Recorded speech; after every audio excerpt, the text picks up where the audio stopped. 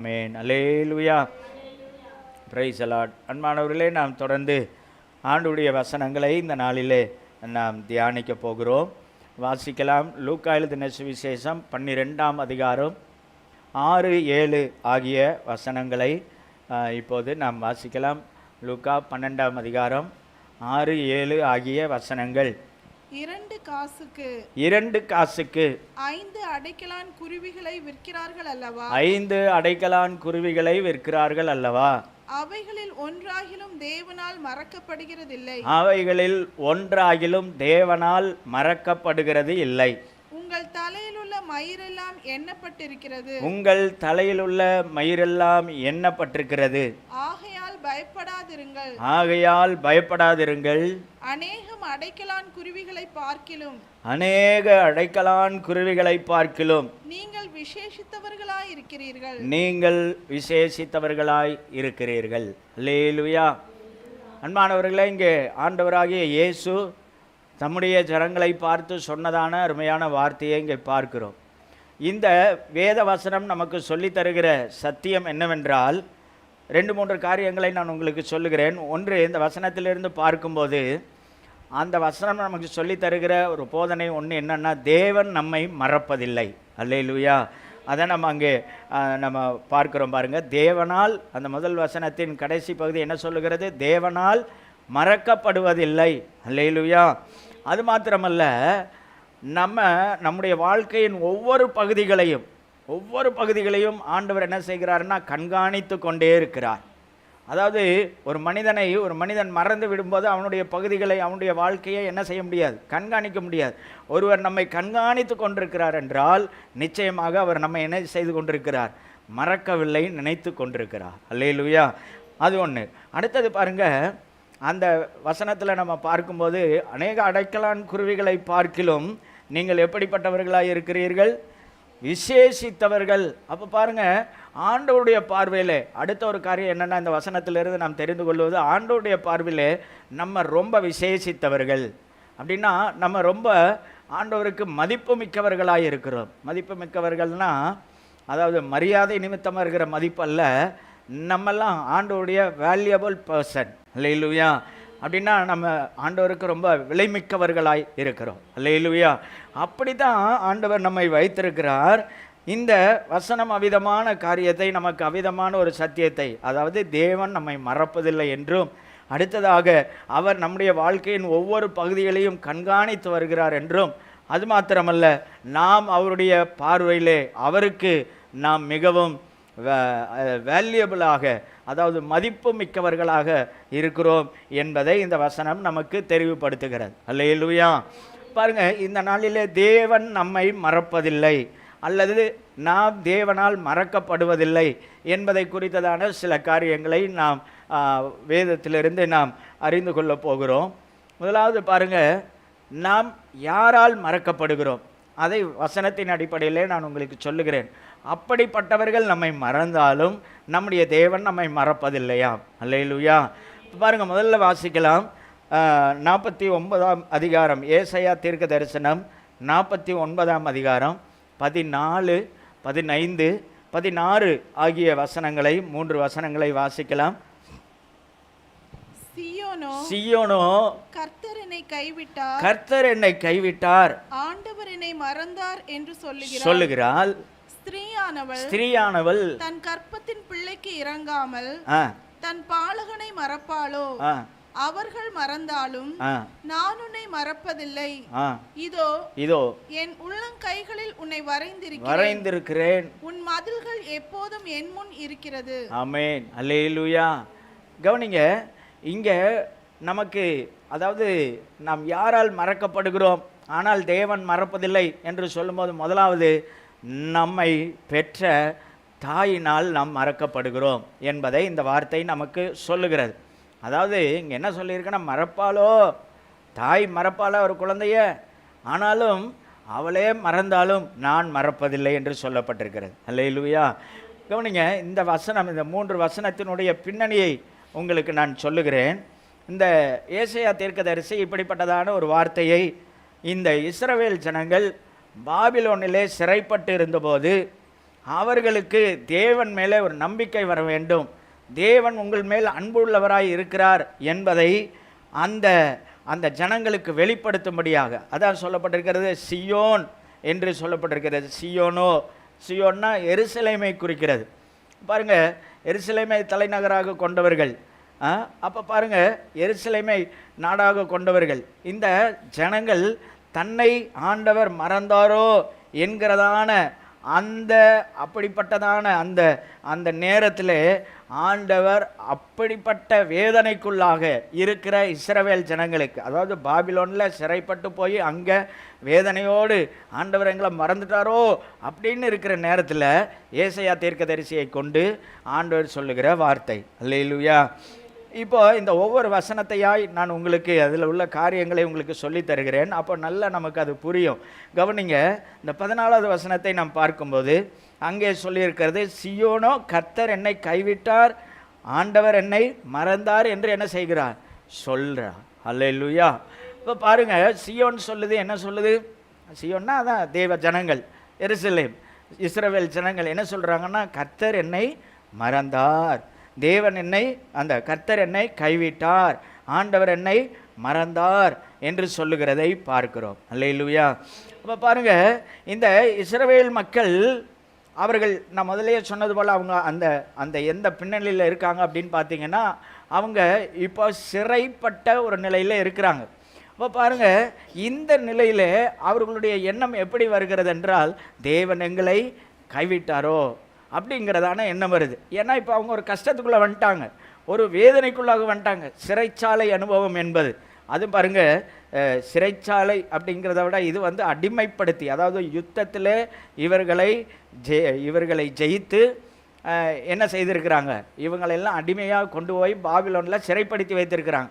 அப்போ கடுமையான வேலைகளை வாங்குவாங்க, சரியான ஆகாரம் இவர்களுக்கு கொடுக்கப்படாது. அதான் அடிமைகள், சிறைப்படுத்தப்பட்டவர்களுடைய அவங்களுக்கு அந்த நாட்டில் எந்த சுதந்திரமும் கிடையாது.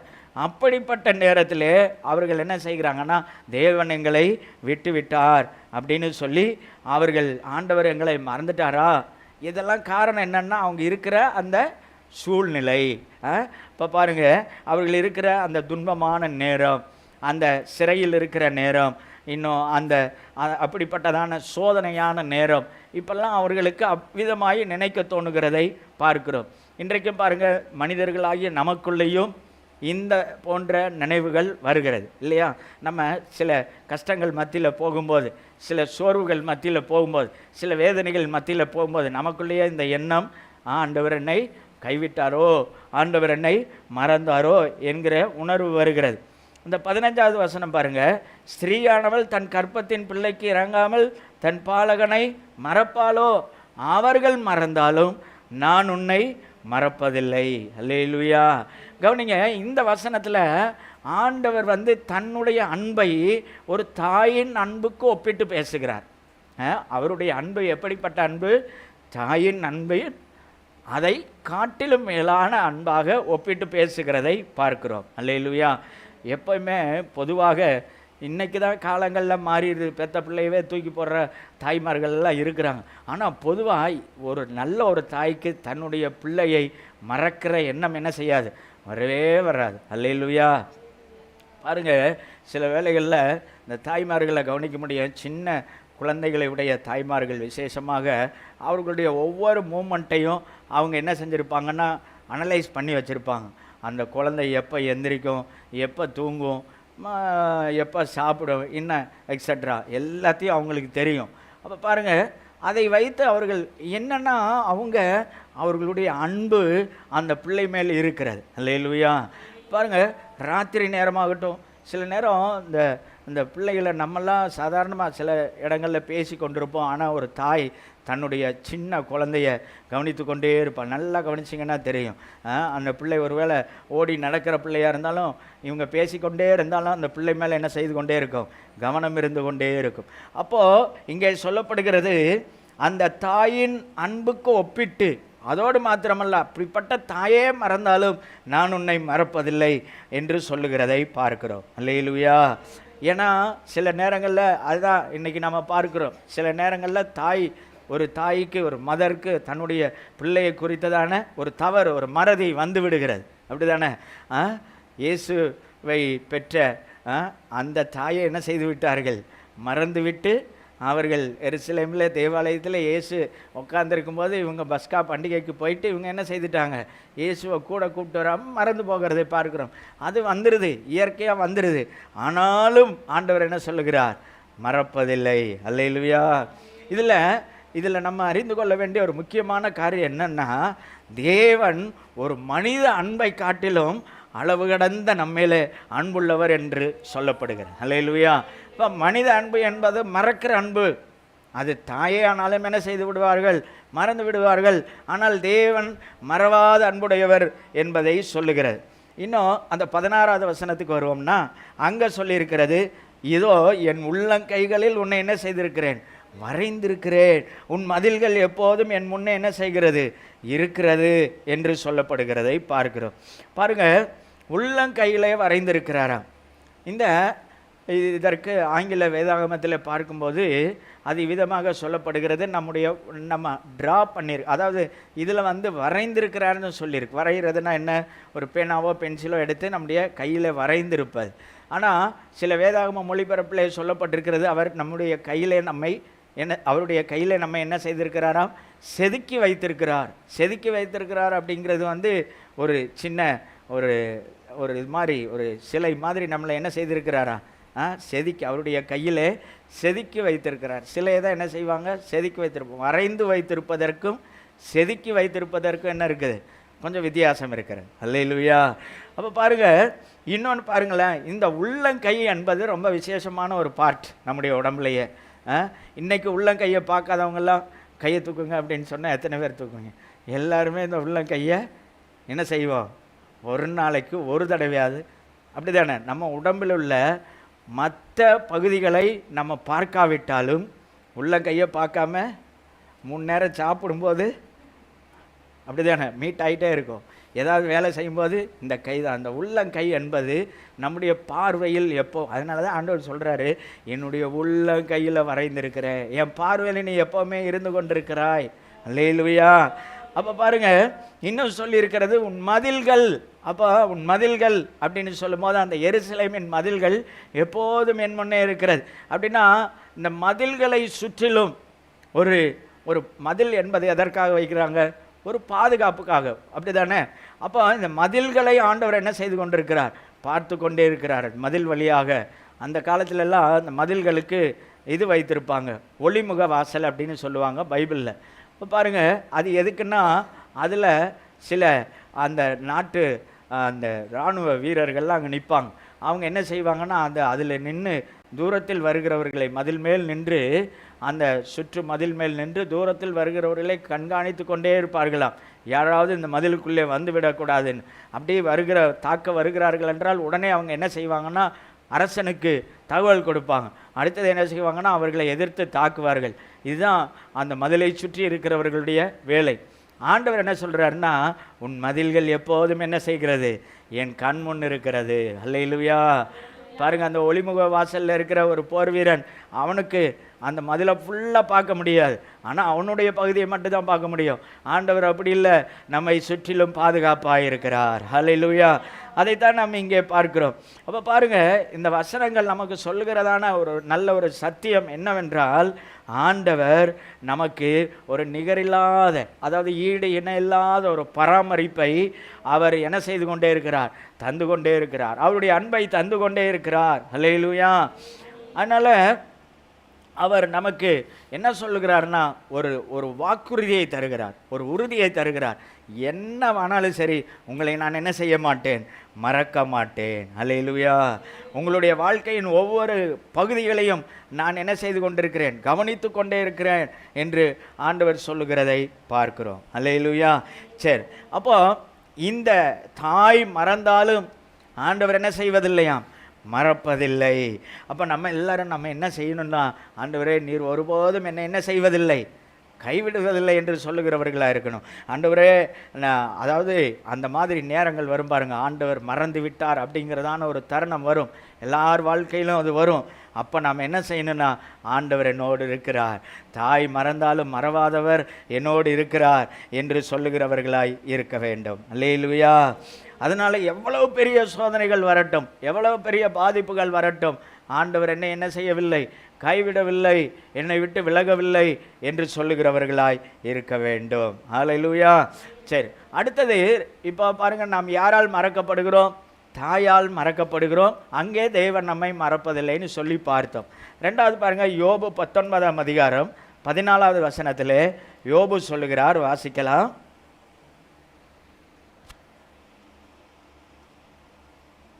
வாசிங்க 19:14. என் பந்து ஜனங்கள் விலகி போனார்கள், என் பந்து ஜனங்கள் விலகி போனார்கள், என் சிநேகிதர் என்னை மறந்து விட்டார்கள், என் சிநேகிதர் என்னை மறந்து விட்டார்கள். இங்கே யோபு சொல்லுகிறதை பார்க்கிறோம்.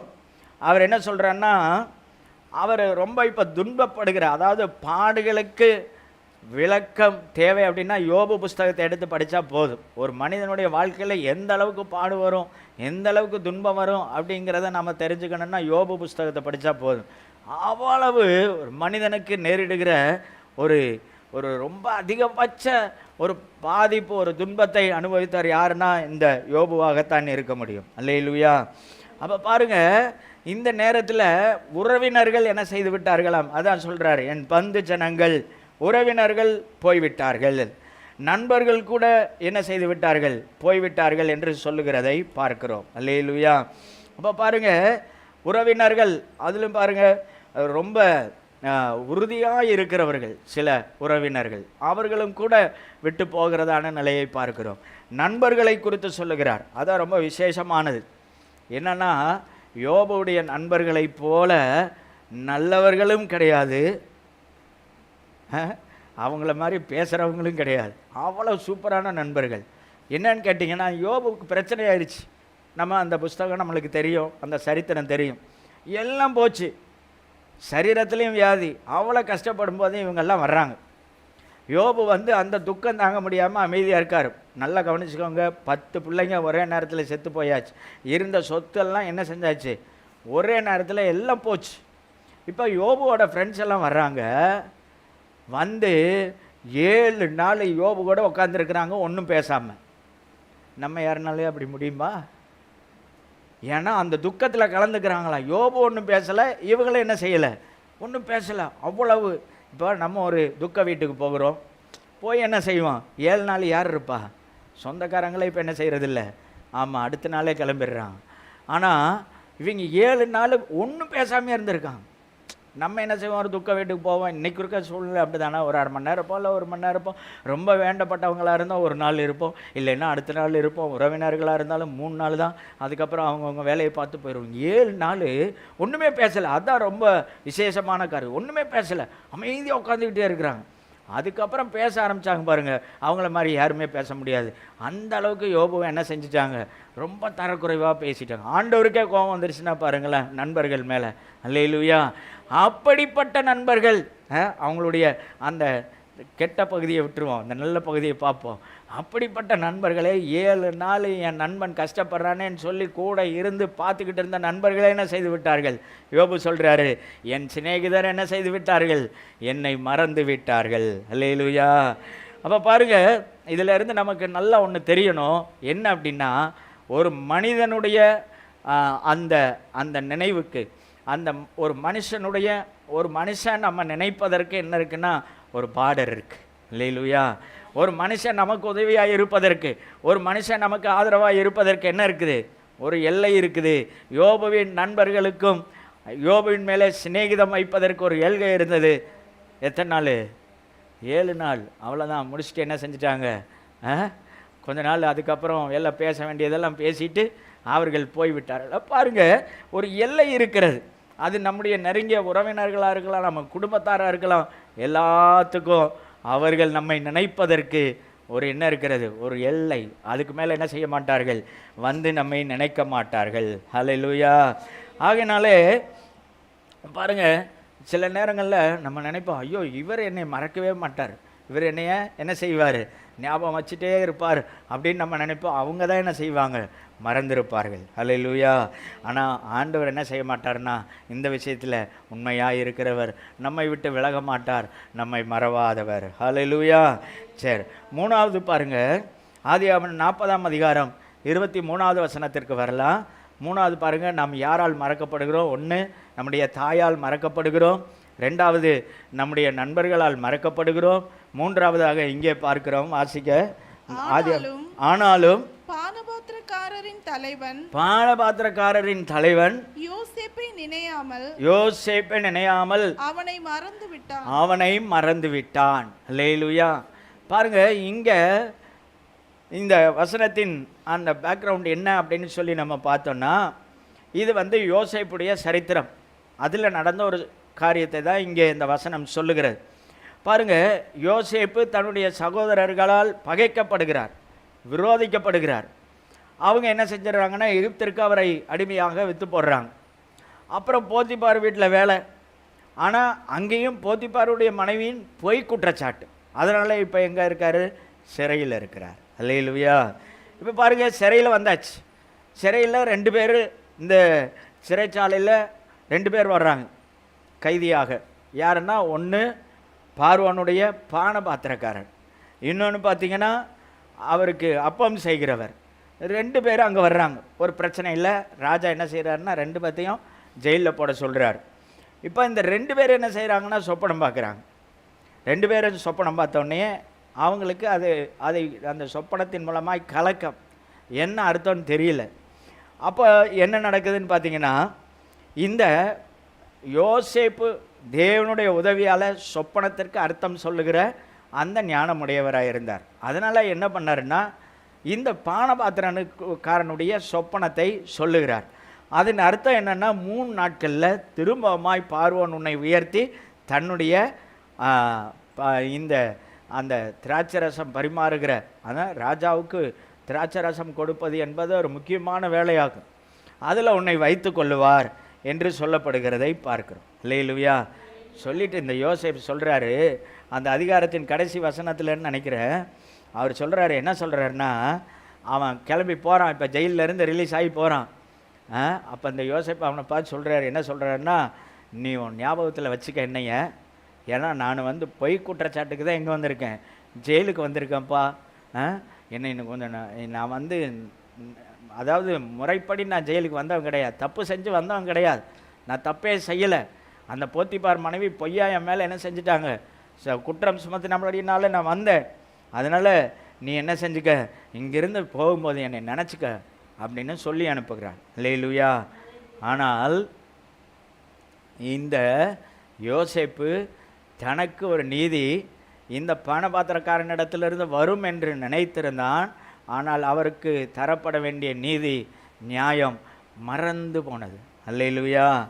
யோசேப்பு நினைத்துக்கிட்டே இருந்தார், இந்த பானபாத்திரங்காரங்க போய் ராஜா கிட்ட சொல்லி, இப்படி ஒருத்தன் இருக்கிறான் ஜெயிலில், அவன் எனக்கு நல்ல அர்த்தம் சொன்னான், அவனை நல்லவன், நல்ல மனுஷன், அவனை விடுதலையாக்கணும் அப்படின்னு சொல்லுவான்னு பார்த்தா, இவன் என்ன செய்து விட்டான், மறந்து விடுகிறான். அல்லேலூயா. நல்லா கவனிங்க, இது மனுஷனுடைய ஒரு குணம். என்ன குணம்? சில எல்லாம் என்னங்க நீங்கள், ஐயோ மறந்துட்டேன் அப்படின்னு சொல்லுவாங்க, பார்த்துருக்கீங்களா? நீங்கள் ஏதோ ஒரு ரொம்ப அதில் என்ன சொல்கிறது, அவங்க மறந்ததுனால எவ்வளோ ஒரு பாதிப்பில் நீங்கள் கேட்கலாம். அவங்க என்ன சொல்லுவாங்க, சாதாரணமாக சொல்லுவாங்க, மறந்துட்டேன் அப்படின்னு சொல்லுவாங்க, இல்லையா? அது மனிதனுடைய குணம், அப்படி தான் இருக்கும். அல்லேலூயா. அப்போ பாருங்கள், அப்போ இதிலிருந்து நாம் தெரிந்து கொள்ள வேண்டியது, மனிதர்கள் மறந்தாலும் தேவன் என்ன செய்ய மாட்டார், மறக்கவே மாட்டார். இது யோசேப்புடைய வாழ்க்கையில் இந்த ஒரு சம்பவம் மாத்திரமல்ல, அவருடைய வாழ்க்கையில் பல சம்பவங்கள். மனிதர்கள் மறந்தாலும் தேவன் அந்த யோசேப்பை மறக்கவில்லை. ஹல்லேலூயா. நம்ம என்ன நினைக்கிறோன்னா, நமக்கு ஒரு டைம் வச்சுட்டு இருக்கிறோம், ஐயோ இந்த காலத்தில் விடுதலை வரவில்லையே. அந்த யோசேப்பு அப்படி தான், அவருக்கு ஒரு டைம் வச்சுட்டு இருந்தார். இப்போ இந்த பானபாத்திரக்காரன் என்னை நினச்சிருந்தா நான் என்ன செய்திருப்பேன், ஜெயிலை விட்டு வெளியே வந்திருப்பேனே. அதுதான் அவருடைய டைமாக இருந்தது. யாருடைய டைமு? யோசேப்புடைய டைம். ஆனால் ஆண்டவர் ஒரு டைம் வச்சுருந்தாரு, அதை அவர் மறக்கவில்லை. ஹல்லேலூயா. அப்போ பாருங்கள், நம்ம டைமுக்கும் ஆண்டவருடைய டைமுக்கு என்ன இருக்குது? டிஃப்ரெண்ட் இருக்குது. இதை நம்ம கொஞ்சம் புரிஞ்சுக்கிட்டோம்னா சரியாயிரும். நம்ம என்ன நினைக்கிறோம்னா, நாளைக்கே எல்லாம் நடக்கணும் அப்படின்னு நினைக்கிறோம். அந்த ஆபிரகாமும் அப்படி தான் நினச்சிருப்பார். ஆண்டவர் வந்து வாக்குத்தத்தம் பண்ணார், எப்பா உன் சந்ததி என்ன செய்வேன், பூமியின் ஆமாம் வானத்து நட்சத்திரங்கள் கடற்கரை மணல் எல்லாம் சொல்கிறார். இவருக்கு என்னவா இருந்திருக்கும், அப்பா நாளைக்கு இன்னொரு வருஷத்தில் சாராளுக்கு என்ன செஞ்சிடும், குழந்தை பிறந்துடும் அப்படின்னு தான் நினச்சிட்டு இருந்தப்பா இவருடைய காலம். ஆனால் ஆண்டவர் 25 வருஷம் காலத்தை வைத்திருந்தார். ஹல்லேலூயா. அதுபோல தான் இங்கே இந்த யோசேப்புடைய இதில் பார்க்குறோம். நம்மளும் அதனால் ஆண்டவர் நம்மளை மறந்துட்டார் அப்படின்னு நினைக்கக்கூடாது. அதற்கென்று ஒரு காலம் வைத்திருக்கிறார். நம்ம நினைக்கிற காலம் அல்ல, ஆண்டவர் காலம் வைத்திருக்கிறார். அந்த காலத்திலே உடனடியாக பதில் தருவார். ஹல்லேலூயா. அதை தாண்டி ஒரு நாள் ஒரு ஆண்டவர் வச்சிருக்கிற டைம்லேருந்து ஒரு நிமிஷம் கூட அவர் என்ன செய்ய மாட்டார், தாண்ட மாட்டார். கரெக்டாக பதில் தருவார். ஆமென். அடுத்ததாக 4வது ஒரு காரியத்தை நம்ம பார்க்கலாம். 3 காரியத்தை நான் உங்களுக்கு சொன்னேன். யாரால் நாம் மறக்கப்படுகிறோம்? தாயினால், பெற்ற தாயினால் மறக்கப்படுகிறோம். அடுத்ததாக நாம் யாரால் மறக்கப்படுகிறோம்? மறந்துட்டீங்களா? நண்பர்களால் மறக்கப்படுகிறோம். அடுத்தது இங்கே யோசேப்புடைய விஷயத்தில் பார்க்கும்போது அந்த பாயிண்ட்டை நான் உங்களுக்கு கரெக்டாக சொல்கிறேன். என்னென்னா, நம்மால் உதவி பெற்றவர்கள். இப்படி தானே? இந்த பானபாத்திரக்காரன் என்ன செஞ்சான், நம்மக்கிட்ட இருந்து ஹெல்ப் வாங்கிட்டான், ஆனால் நம்மளை மறந்துட்டான். அப்படிப்பட்டவர்களாக இருந்தாலும் கர்த்தர் நம்மை மறப்பதில்லை. அல்லேலூயா. சரி, அடுத்த சங்கீதம் 31:12 சங்கீதக்காரர் தாவீது சொல்லும்போது சொல்கிறார், எல்லாத்தையும் சொல்லிட்டார். அங்கே வாசிக்கலாம். அங்கே பொதுவாக சொல்கிறார் பாருங்க, அவர் வாசிங்க 31:12.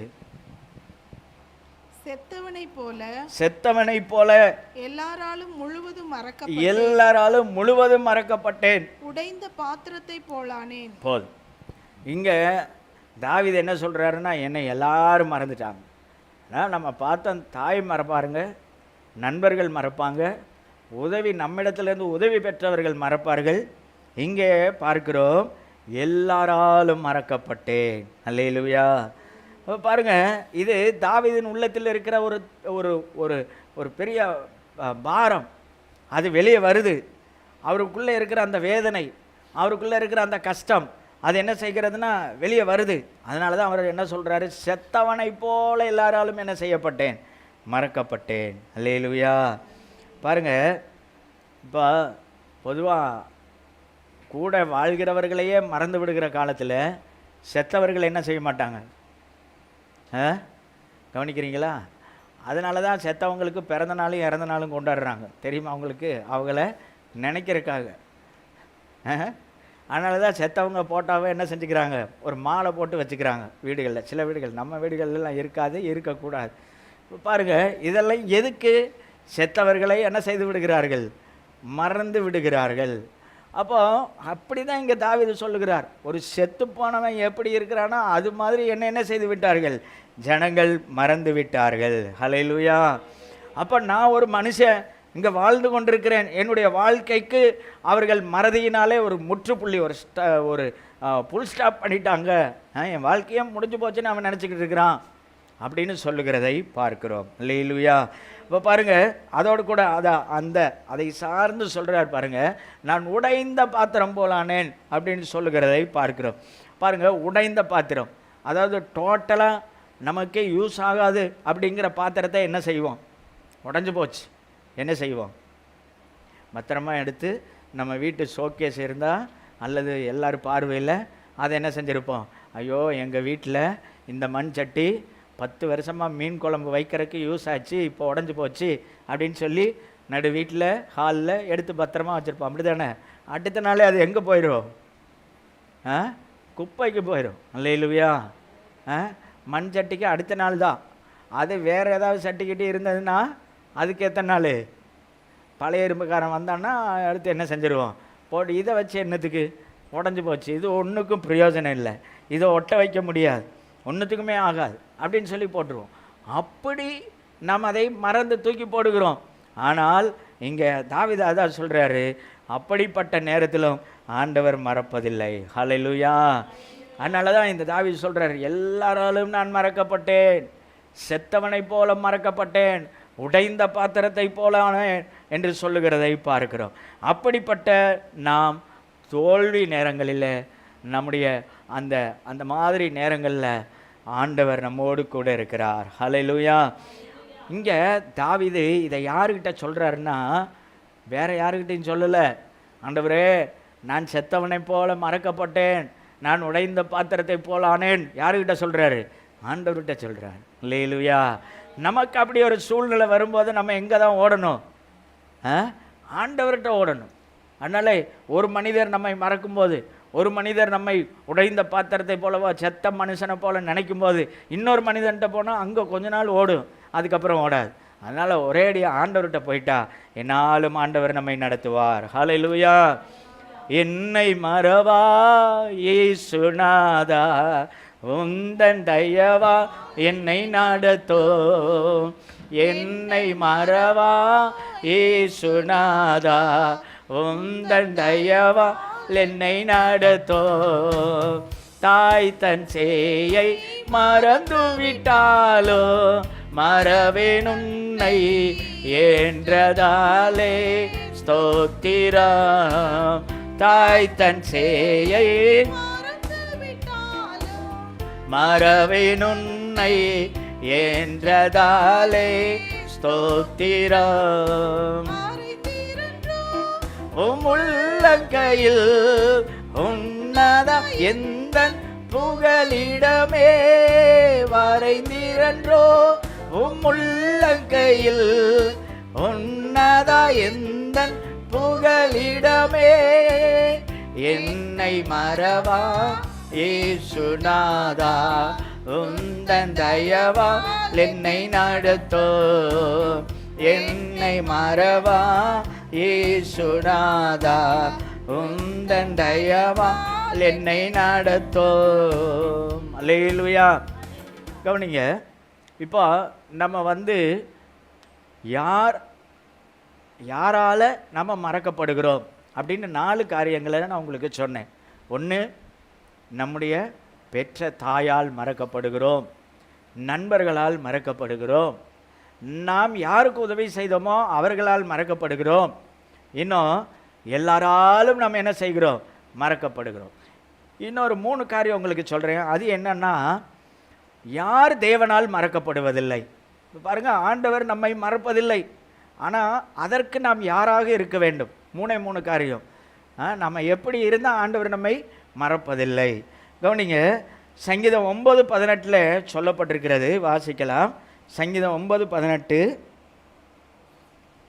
எளியவன் என்றைக்கும் மறக்கப்படுவதில்லை, எளியவன் என்றைக்கும் மறக்கப்படுவதில்லை. வாசிங்க. சிறுமைப்பட்டவர்களுடைய நம்பிக்கை, சிறுமைப்பட்டவர்களுடைய நம்பிக்கை ஒருபோதும் கெட்டு போவதில்லை. அல்லேலூயா. பாருங்க, யாரை கர்த்தர் மறப்பதில்லையாம்? எளியவர்களை மறப்பதில்லை. எளியவர்கள், பாருங்க, எளியவர்கள் என்று சொல்லும்போது நிறைய காரியங்களை சொல்லலாம்.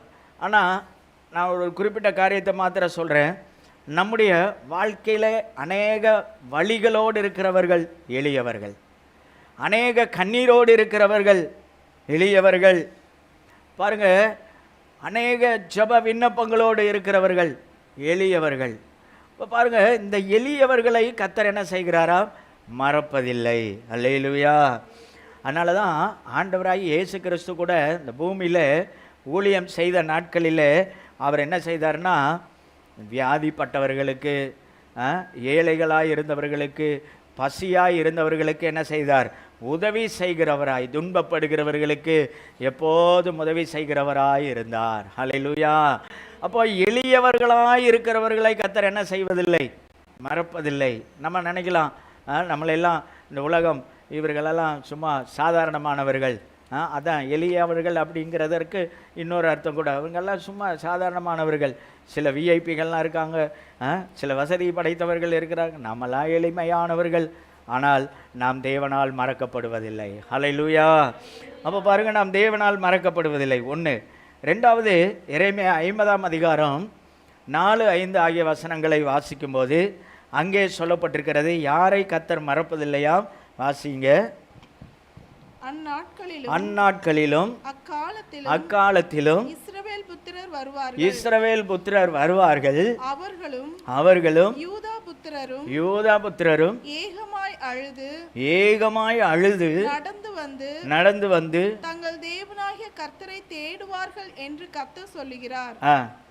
மறக்கப்படாத நித்திய உடன்படிக்கையினால் நாம் கர்த்தரை சேர்ந்து கொள்வோம் வாருங்கள் என்று சியோனுக்கு நேராய் முகங்களை திருப்பி சியோனுக்கு போகிற வழி எதுவென்று கேட்டு விசாரிப்பார்கள். போதும். பாருங்க, இங்க இருந்து நாம என்ன தெரிந்து கொள்கிறோம்னா, இந்த இஸ்ரவேலரும் யூதர்களும், இந்த இஸ்ரவேல் ஜனமும் யூதா ஜனமும் பாபிலோன் சிறையிருப்பில் இருந்து மீண்டும் தேவனை தேட ஆரம்பிக்கிறாங்க. அதுதான் இந்த வசனம் சொல்லுகிறது. அதில் அந்த 4வது வசனத்தில் நம்ம வாசித்தோம், ஏகமாய் அழுது நடந்து வந்து என்று சொல்லப்படுகிறதை பார்க்கிறோம். இந்த அழுகிறது என்பதை எதை காண்பிக்கிறது என்றால், தன்னுடைய பாவங்களை குறித்ததான ஒரு உணர்வு வந்து ஒரு மனம் திரும்பி அப்படி வருவது தான் அழுது வருவது. அல்லேலூயா.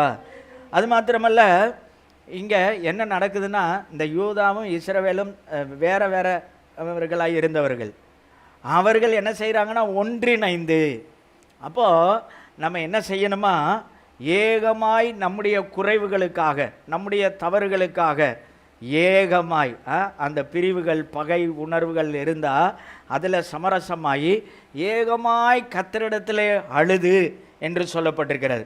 சொல்லி அங்கே நாம் வாசிக்கிறோம், தங்கள் தேவனாகிய கர்த்தரை என்ன செய்வார்கள், தேடுவார்கள். அப்போது தேடுவார்கள்னா அந்த தேவனை விட்டு பிரிந்து போன அந்த பாதையை மீண்டும் அவர்கள் தேடுகிறதை, அந்த அவர்களுக்குள்ளே இருக்கிறதான அந்த தாகத்தோடு தேடுவது, இந்த வாஞ்சியோடு, ஏதோ ஒரு கடமைக்காக இல்லை, தாகத்தோடு வாஞ்சியோடு நான் விட்டு வந்த அந்த ஆண்டவருக்காக வாழ்ந்த வாழ்க்கை, ஆதியின் அன்பு, அதை நான் தேட வேண்டும். அடுத்தது பாருங்க, அவர்களை குறித்து சொல்லப்பட்டிருக்கிறது, சியோனுக்கு நேராய் முகங்களை திருப்பி என்று சொல்லப்பட்டிருக்கிறதை பார்க்கிறோம். அப்போ இதுவும் அதே மாதிரி தான் அவர்கள் மனது இப்போ பாபிலோன் சிறையிருப்பிலிருந்து, ஐயோ நாங்கள் சுதந்திரமான ஒரு தேசத்திற்கு போக போகிறோம், எருசலேமுக்கு போக போகிறோம் என்கிற அவர்களுடைய மனது திருப்பப்பட வேண்டும். நம்முடைய மனதும் அப்படி தான். ஆண்டவர் நம்மளை நினைக்கணும்னா நம்ம என்ன செய்யணும், பாவத்திற்காக மனம் கசந்து அழுது என்ன செய்யணும், பகைகள் வெறுப்புகள் ஒருத்தருக்கு ஒருத்தர் இருந்ததுன்னா அதில் ஒன்றாகி, அடுத்தது என்ன செய்யணும், எருசலேமுக்கு நேராக நம்முடைய மனம் எண்ணமெல்லாம் இந்த உலகத்தில் இல்லாதபடி பரலோகத்தை தேடுகிறதாய் இருக்கும்போது அங்கே சொல்லப்பட்டிருக்கிறது, மறக்காத நித்திய உடன்படிக்கை. அல்லேலூயா. அப்போ பாருங்க, இதில் நம்ம அறிந்து கொள்ள வேண்டிய காரியம் என்னென்னா, நாம் இவைகளெல்லாம் செய்யும்போது ஆண்டவர் எப்போதும் நம்ம என்ன செய்து கொண்டே இருக்கிறார், அழைத்து கொண்டே இருக்கிறார். நம்ம அதிலிருந்து விடுதலையாகி வரணும், நம்முடைய பாவத்திலிருந்து வெளியே வரணும்னு சொல்லி ஆண்டவர் நம்மை அழைத்து கொண்டே இருக்கிறார். ஆகினாலே நாம் அப்படி வழி தவறி போயிருந்தாலும் அந்த பாதையை தேடி, ஆண்டவருடைய பாதையை தேடி, அதற்காக நம்முடைய தவறுகளுக்காக மனம் கசந்து அழுது வரும்போது நிச்சயமாக கர்த்தர் அவர் நம்மோடு செய்கிற உடன்படிக்கையை மறவாதவராயிருக்கிறார். அல்லேலூயா. அப்போ நம்ம என்ன செய்யணும், முதலாவது எளியவர்களை கர்த்தர் என்ன செய்கிறார், மறப்பதில்லை.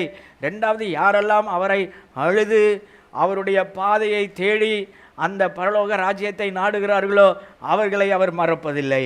அல்லேலூயா.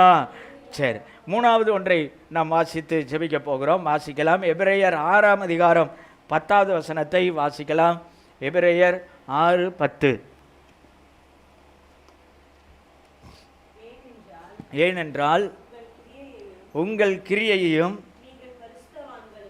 நீங்கள் பரிசுத்தவான்களுக்கு ஊழியம் செய்ததினாலும் செய்து வருகிறதினாலும் தமது நாமத்திற்காக காண்பித்த அன்புள்ள பிரயாசத்தையும் தேவன் அநீதியுள்ளவர் அல்ல. அல்லேலூயா. சரி, நீதிக்கும் அநீதிக்கும் வித்தியாசம் இருக்குது. ஓகே, பாருங்க, இங்கே சொல்லப்பட்டிருக்கிறது என்னன்னா, அதாவது நம்மக்கிட்ட நிறைய நல்ல காரியங்கள் நல்ல கிரியைகள் இருக்கிறது. பாருங்க, அதை ஆண்டவர் கவனிக்கிறார். அதனால தான் சொல்லப்பட்டிருக்கிறது, நீங்கள் உங்கள் கிரியையையும் என்று சொல்லப்பட்டிருக்கிறது. அப்போ நம்முடைய கிரியைகள் ஒவ்வொன்றையும், அதிலும் குறிப்பாக நல்ல கிரியைகள் எல்லாம் அவர் கவனித்து அவைகளை நினைவிலே வைக்கிறார். ஹல்லேலூயா. அதனால் நம்முடைய உழைப்புகளாக இருக்கட்டும், நம்முடைய பிரயாசங்களாக இருக்கட்டும், நம்முடைய கிரியைகளாக இருக்கட்டும், அவைகளை கர்த்தர் மறப்பதில்லை. ரெண்டாவது அங்கே சொல்லப்பட்டிருக்கிறது, பரிசுத்தவான்களுக்கு ஊழியம் செய்ததினாலும். அது பாருங்கள், நம்ம ஒருவருக்கொருவர், ஆண்டவருடைய பிள்ளைகள் நமக்கு ஒருவருக்கொருவர் செய்கிற உதவிகளையும் ஆண்டவர் என்ன செய்வதில்லை, மறப்பதில்லை. அடுத்தது பாருங்கள், அங்கே சொல்லப்பட்டிருக்கிறது அன்புள்ள பிரயாசம்னு சொல்லப்பட்டிருக்கிறது. என்னது? அன்புள்ள பிரயாசம். நம்ம சிரமப்படுறோம், நிறைய காரியங்கள், ஆண்டவருக்காக சில சிரமங்களை எடுக்கிறோம். அது எப்படி இருக்கணுமா? அன்புள்ள சிரமமாக இருக்கணும், அன்புள்ள பிரயாசமாக இருக்கணும். அல்லேலூயா. சிலருக்கு நம்ம உதவி செய்ய வேண்டியது வருது. சிலருக்கு நம்ம தெய்வ பிள்ளைகளுக்குள்ளே ஒருவருக்கொருவர் அல்லது நம்ம குடும்பத்திலேயே ஒருவருக்கொருவர் உதவி செய்ய வேண்டியது வருது. அப்போ நம்ம எப்படி செய்யணுமா? அந்த சேவையை அன்போடு செய்யணும். அல்லேலூயா. வேறு வழியிலேயே இவனை பார்த்து தான் ஆகணும், வேறு வழியிலேயே இவங்களுக்கு நம்ம இந்த கடமையை செஞ்சு தான் ஆகணும், அப்படி இல்லை. அன்போடு செய்கிறவர்களாக இருக்கணும். அல்லேலூயா. அதனால தான் சொல்லப்பட்டிருக்கிறது, அப்படி செய்வோமானால் நம்ம எடுக்கிற ஒவ்வொரு பிரயாசத்தையும், நம்ம எடுக்கிற ஒவ்வொரு சிரமங்களையும் ஆண்டவர் என்ன செய்வதில்லையா?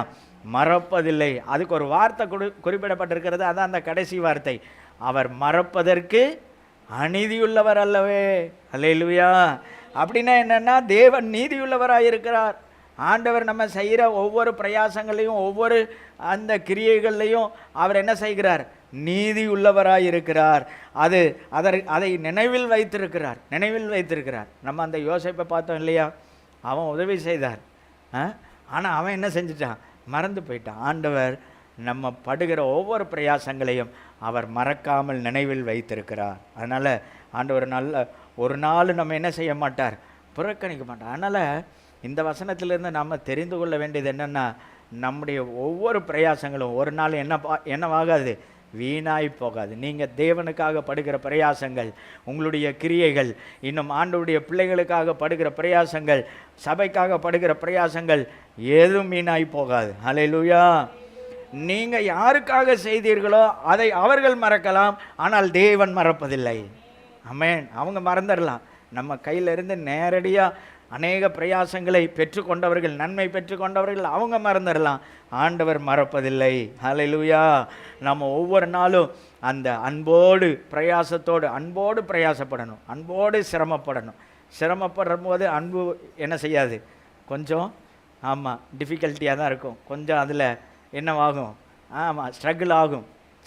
ஒரு ரிஸ்க் எடுக்கிறோன்னு வைங்க, அன்போடு ரிஸ்க் எடுக்கிறது என்பது கொஞ்சம் கஷ்டமாக தான் இருக்கும். ஆனால் வேதம் அதைத்தான் சொல்லுது, நம்ம அன்போடு பிரயாசப்பட வேண்டும். அல்லேலூயா.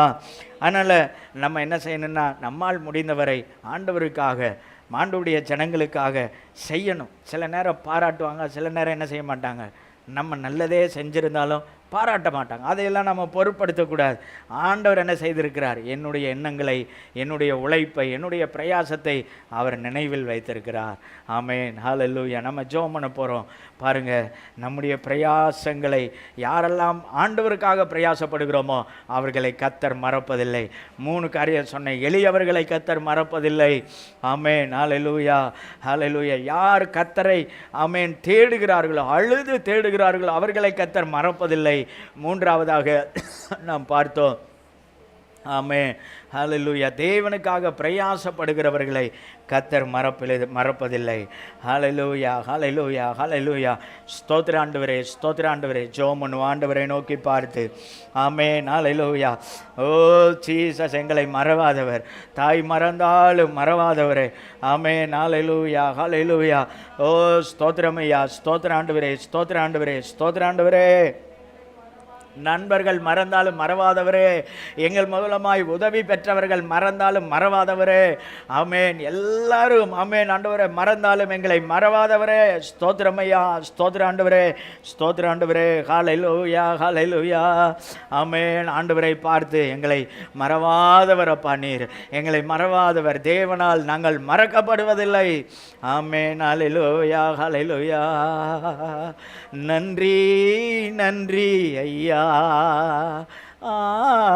கோடி கோடி நன்றி ஐயா. சொல்லலாமா?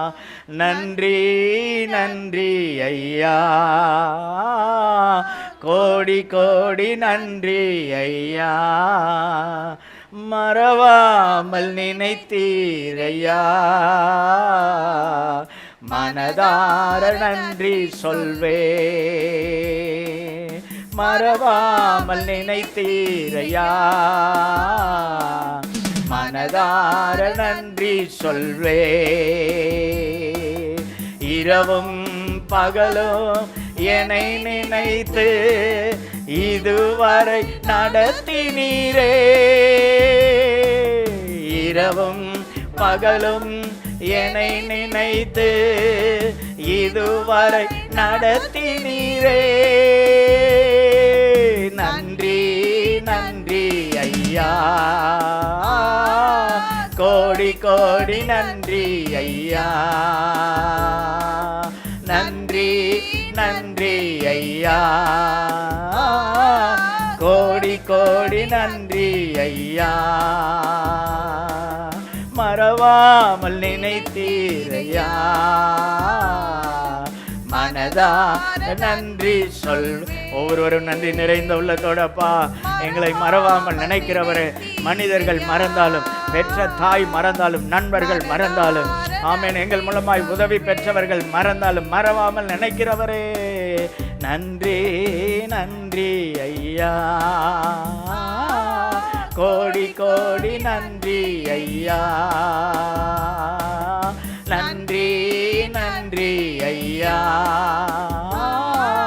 கோடி கோடி நன்றி ஐயா. ஹல்லேலூயா. எங்களை மறவாமல் நினைக்கிறவரப்பா. ஆமென் ஆண்டவரே, ஸ்தோத்திரம் ஆண்டவரே. அப்பா ஹல்லேலூயா. ஆமென். உமக்கு நாங்கள் நன்றி செலுத்துகிறோம் ஆண்டவரே. எங்கள் பரலோக பிதாவே, அன்பின் ஆண்டவரே, நல்ல தகப்பனே, நன்றியோடு ஸ்தோத்திரிக்கிறோம். இந்த நாளை தந்த தேவனுக்கு ஸ்தோத்திரம். கடந்த நாள் முழுவதும் எங்களை கண்ணின் மணி போல பாதுகாத்து இந்த நாளை தந்த ஆசீர்வாதமுடைய சமூகத்திலே ஆராதிக்க எங்களை கூட்டி சேர்த்தீரே. நன்றி அப்பா, ஸ்தோத்திரம் ஆண்டவரே. தொடர்ந்து கத்தாவே இந்த நாளில் உம்முடைய வார்த்தைகளை நாங்கள் தியானிக்க உதவி செய்தீரே ஆண்டவரே. அப்பா, நாங்கள் உம்மால் மறக்கப்படுவதில்லை அப்பா. ஆமென். தேவனால் நாங்கள் மறக்கப்படுவதில்லை.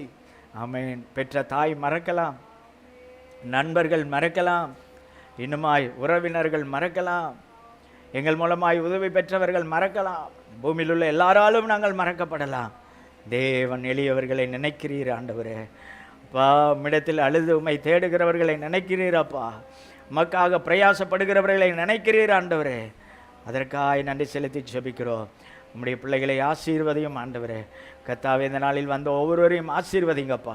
உங்கள் கரம் அவர்களோடு இருப்பதாக. நன்மைகளை தந்து நடத்துங்க ஆண்டவரே. சுகபலனை தந்து நடத்துங்கப்பா. அனைவரையும் கர்த்தர் ஆசீர்வதியும். சிலரால் என்று வர முடியவில்லை, வருகிற நாட்களிலே கர்த்தர் கூடி சேர்க்கும்படியாய் ஜெபிக்கிறோம். பலப்படுத்துங்கப்பா. ஆசீர்வதியும் ஆண்டவரே. ஸ்தோத்திரம் கர்த்தாவே. ஆமென் ஆண்டவரே. அப்பா ஸ்தோத்திரம். உம்முடைய பிள்ளைகளை ஆண்டவரே நிறைவாய் இந்த இடத்துல இருந்து அனுப்புவீரா. உம்முடைய நாமத்திற்கு எல்லா கனமகிமை செலுத்துகிறோம்.